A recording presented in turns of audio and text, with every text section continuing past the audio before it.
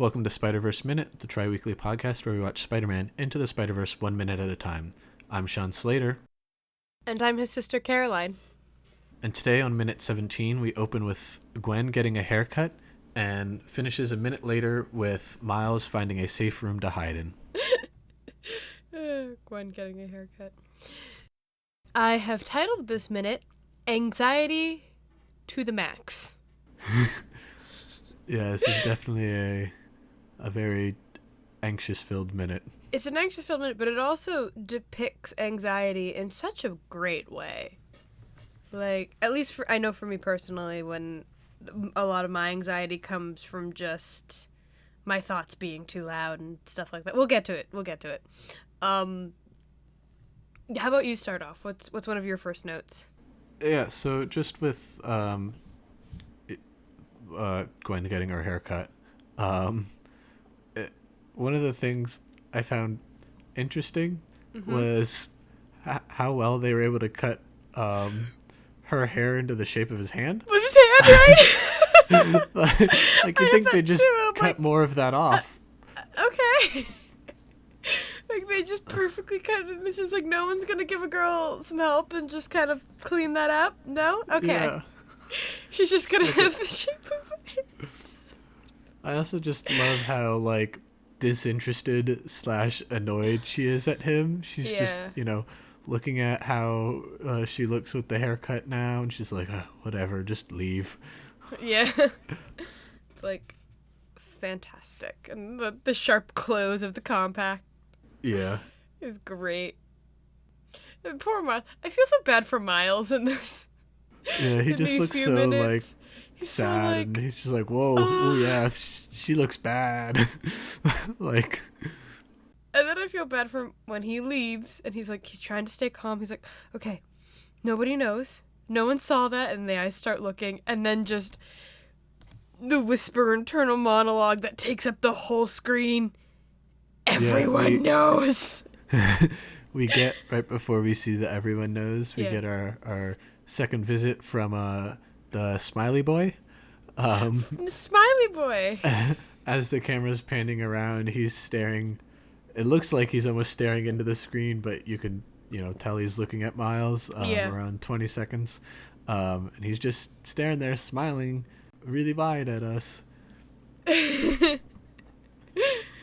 Oh, that's creepy. I feel like I caught him, but I don't think I took note of him. Yeah. But yeah, like you were saying, this scene does a really good job of what everyone feel like, or what you feel like everyone is doing when you're did something embarrassing and you're trying to hide from it. It just feels like everyone is looking at you, even though they're probably not paying attention to you at all. Yeah. They do some really clever things with this. There's a few transitions that happen in this that I think are awesome. One is that the background changes color. It goes from normal to tinted blue. Yeah. Which I think is very cool. And there's the awesome hallway shot where it just zooms out and everyone has this evil look to them. Yeah. Of we know what you did. We saw that. We were all there. It's oh, we were there. We know. Or if they weren't there, it's oh, we know. And just his thoughts start racing. Though I always laugh when his thoughts get interrupted by, wow, she is super tall. Yeah, I love that. Just But then it immediately goes back to racing again. And then he's just like, am I the weird guy now? Yeah, it's am I the weird guy now? Which, because he's 13, right, in this? Yeah. That's a legitimate fear that age.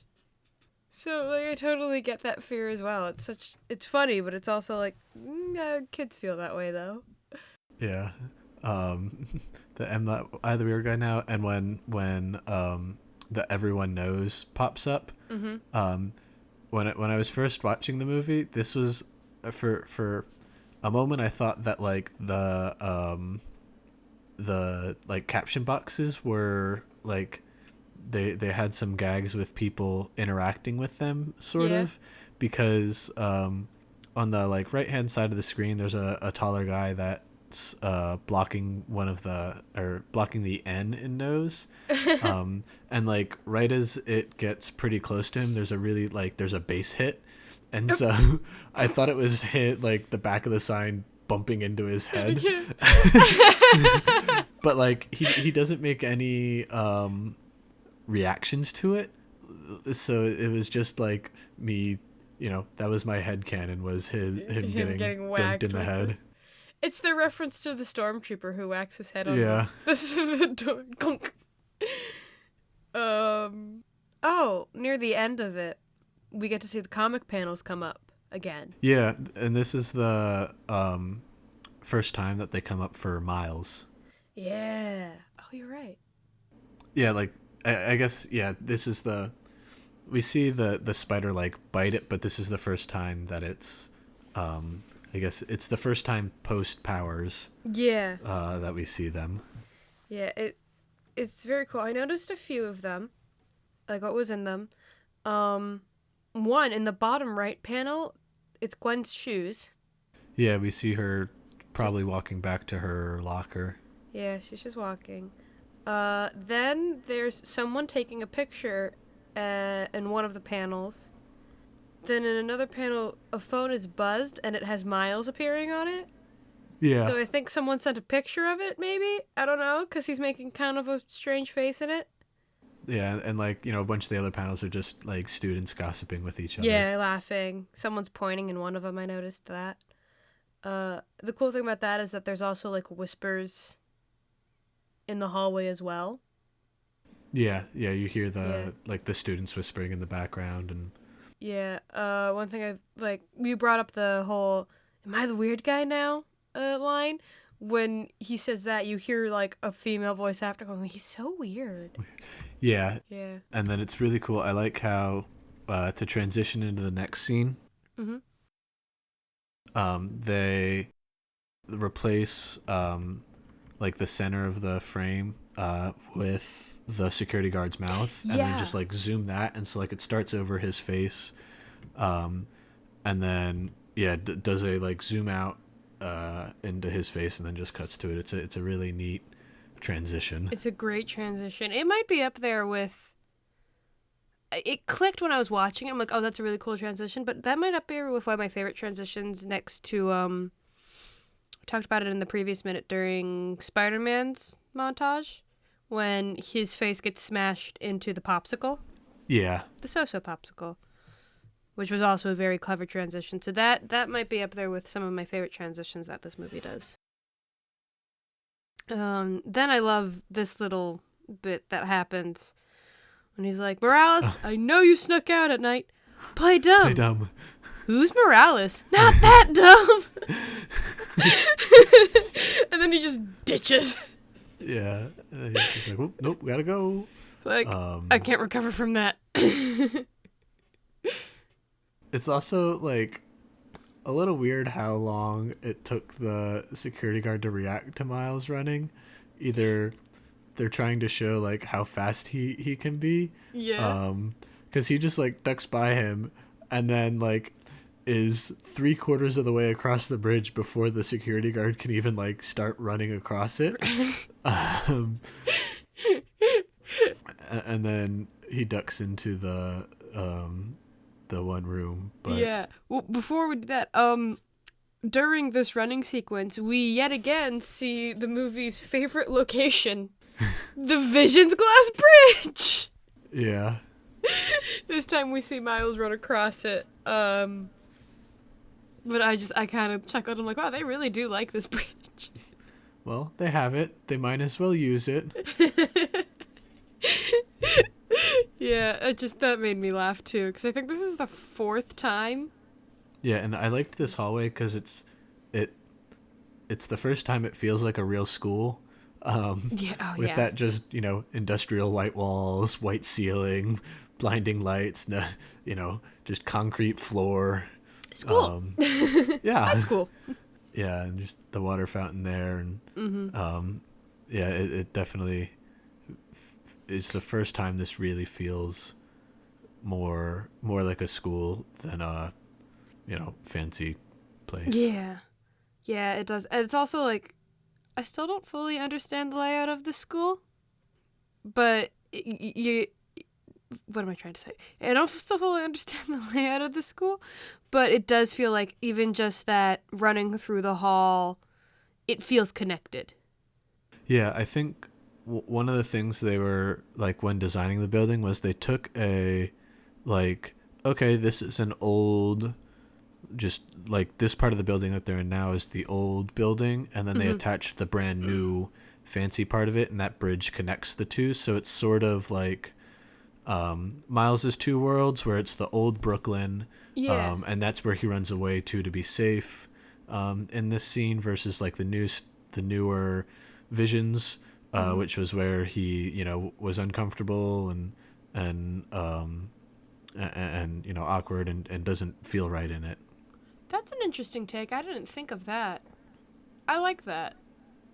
Uh, I was thinking more of like a real life connection where like our school did something similar Yeah, where they tore down the old middle school. Well, not exactly tear it down, but pretty much tear down the old middle school and put up a new intermediate school and had it attached to the elementary. And there's that hallway that connects the two. yeah. I like your take a lot better. Yours is much more interesting and relevant to the movie, where I'm just connecting it to her. It's much more what an English teacher would want you to say. Yes, exactly. Another thing, going back to when the panels are showing up, and or Mm-hmm. right before when they start showing up, Yeah. and we have that really close up of like just his face and like the just his eyes. Yeah. They were saying how this was like one of the first times they added a bunch of lines to his face, like the to add that sort of depth and dimension to it for like shadows. Yeah. And they were saying how the on the animator track how it was really hard to make him not just look super old, That makes and sense, get like though. the Yeah. right density and the right like shading, and the like they looked at, or they used comics as a resource there to try and Obviously. Yeah. to see how they did it there, but it was really funny, like, oh yeah, it's they didn't want him to look super old, and it was we just like old man Miles walking down the hallway. The anxiety aged him so much. Yeah. He's seen things. It's a great close up, so yeah, I can imagine how hard it is to balance those wrinkles.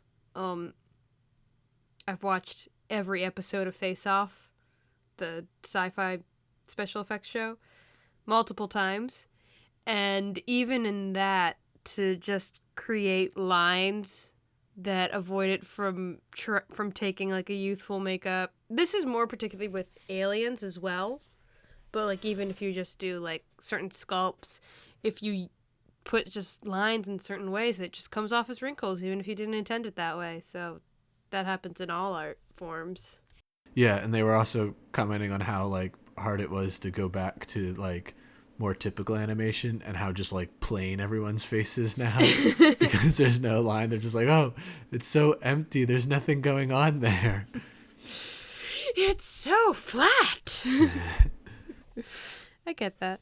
I've if I watch like some old animation, like I'll use Looney Tunes as an example, it's not extremely detailed, but definitely more detailed than it is nowadays. I'll watch that, and then I go to watching Steven Universe. I'm like, oh gosh, the designs are so simple. Yeah. It's funny. I don't really have anything else for this episode or for Yeah, this minute. not much happens in this minute. It's pretty much just Miles getting nervous and then running away. Yeah. Well, then if that's everything, thank you for joining us for this, shorter episode of Spider-Verse Minute. Join us on Friday when we talk about which classroom he ran into, and join us on Friday, and we'll see what room he ran into and if he's actually safe there. Thanks for listening. Bye.